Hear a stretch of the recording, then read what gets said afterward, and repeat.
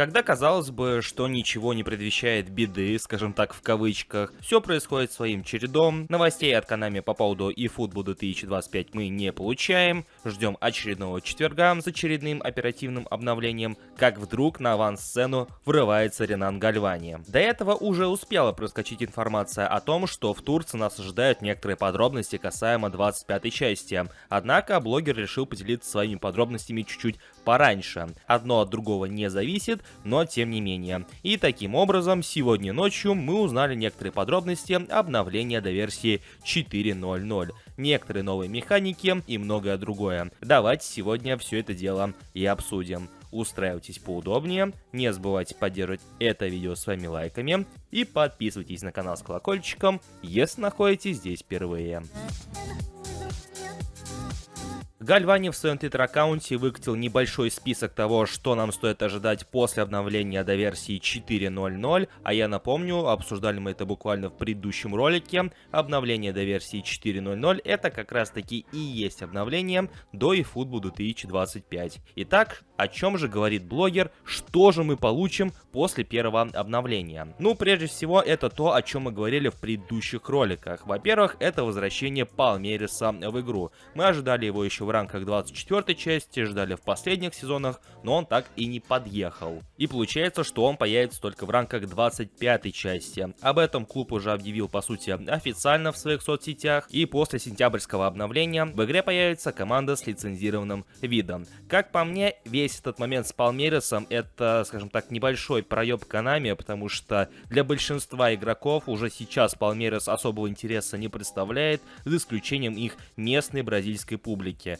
Конечно, для них возвращение и в целом появление Палмериса в игре это, конечно, хорошо, но в лишний раз, после того, как оттуда ушел Эндрик, для нас с вами, европейцев, эта команда особый шарм и интерес, по сути, потеряла. Также это возвращение в игру старых стадионов из серии PES. Скажем так, Konami стали потихоньку возвращать старые стадионы еще в предыдущей части, и в 25-й части они эту тенденцию продолжают. И в игре должны появиться 3 старых стадиона, которые некогда были в серии PES. Также вкратце упоминается о том, что после обновления до версии 4.0.0 у игроков появятся новые анимации. Это касается как полевых игроков, так и вратарей. И касаемо вратарей мы также об этом говорили, правда, давным-давно, еще полгода назад. По сути, новости, касающиеся анимации голкиперов, стали одними из самых первых новостей по eFootball 2025. Ну и самое интересное, это игровые механики. Признаться честно, что первая, что вторая написано достаточно расплывчато, и представить, как это будет выглядеть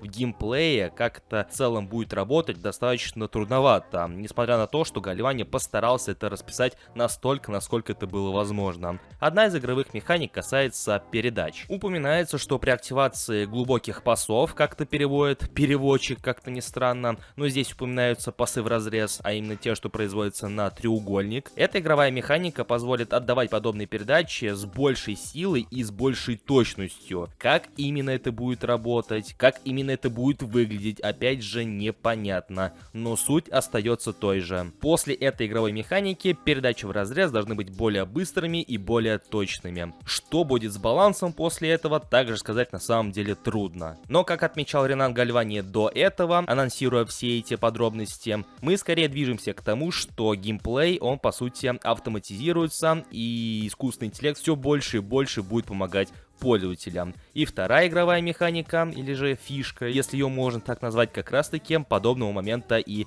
касается. Гальвани отдельно упоминает это как интеллектуальная помощь, то есть, скорее всего, помощь искусственного интеллекта. А именно, при активации или деактивации этой игровой механики, искусственный интеллект будет помогать вашим футболистам не упускать мяч за лицевую линию. То есть, если футболист будет балансировать где-то с краю поля на боковой линии, или же будет трястись там рядом с угловым флажком неподалеку от ворот, то при активации этой игровой механики искусственный интеллект будет помогать ему не упустить мяч за лицевую линию. Для чего это, как это будет работать, опять же непонятно. Пока мы это не увидим воочию, скорее всего и не поймем, как бы кто ни пытался это объяснить. Но в лишний раз трудно не согласиться с Гальвани по поводу того, что игровой процесс, он действительно автоматизируется. И подобные мелочные моменты, которые время от времени возникают, хоть и не во всех матчах, все больше больше и больше начинают получать поддержку со стороны искусственного интеллекта. Я думаю, что чуть-чуть попозже Гальвани объяснит, что из себя будут представлять эти игровые механики,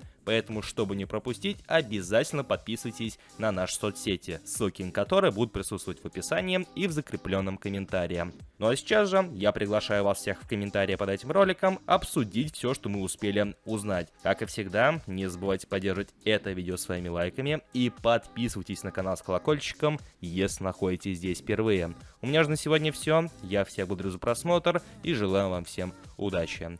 Всем пока!